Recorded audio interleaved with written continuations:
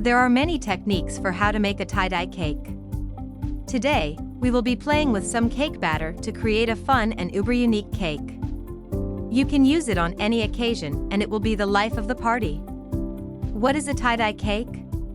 This is a broad term used to describe a very psychedelic pattern popular in the 60s and 70s. Tie-dye is any bright and colorful pattern that doesn't follow a specific shape. The colors blend together seamlessly, that creating a mesmerizing effect.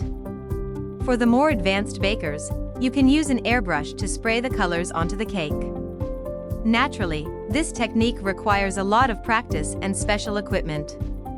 Why make a tie-dye cake?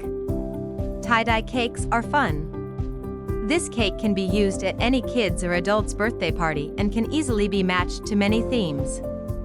It is easy to make and doesn't even take that much longer. And, if you cover the entire cake with white or black buttercream frosting, once cut it will reveal a beautiful colorful cake crumb. And, the idea of a tie-dye cake can also be used for specific color schemes.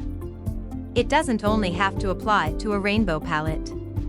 You can use this effect to create a unicorn, superhero, mermaid, and dinosaur theme. Whatever you can think of, this fun technique will help elevate the creativity and uniqueness of the cake. What you will need: how to make a tie-dye cake.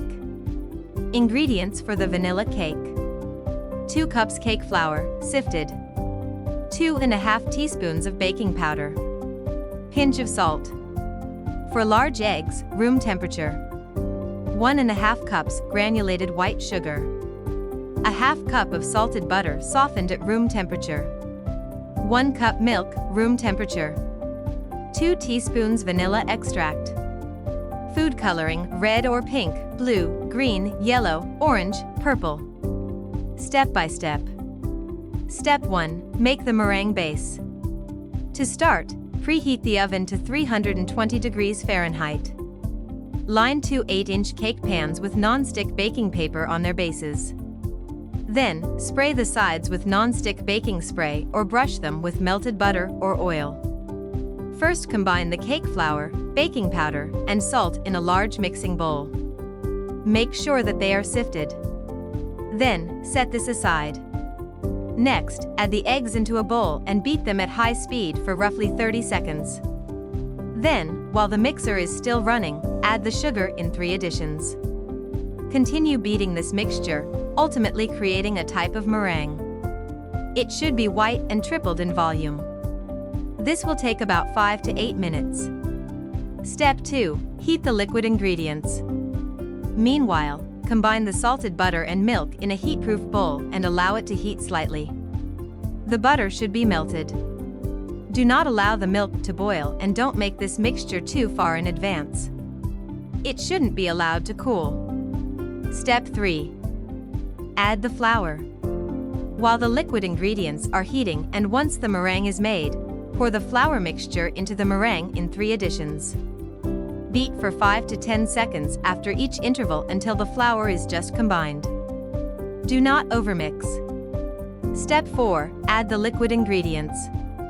While the melted butter and milk mixture is still hot, slowly add it to the egg and flour mixture along with the vanilla. Only add a thin stream so that the eggs don't overheat and curdle. Use a low mixer speed for this to ensure you don't lose any air. Stop mixing once all of the buttermilk mixtures have been added and you are left with a uniform cake batter. Step 5. Add the food coloring. Equally, divide the cake batter into separate bowls. The number of bowls depends on the number of colors you want. Then, make each bowl a different color by adding a few drops of coloring to each. Mix well to ensure you have no pale cake batter left peeking through. Step 6. Pour and bake the cake. There are a couple of techniques you can use to create a tie-dye effect. We prefer simply pouring dollops of alternative colors into the cake pan. Then, use a toothpick and drag the colors around to help them bleed into each other.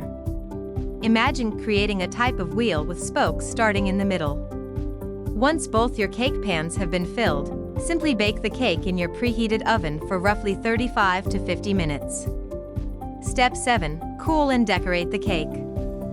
Finally, remove the cake from the oven and allow it to cool at room temperature.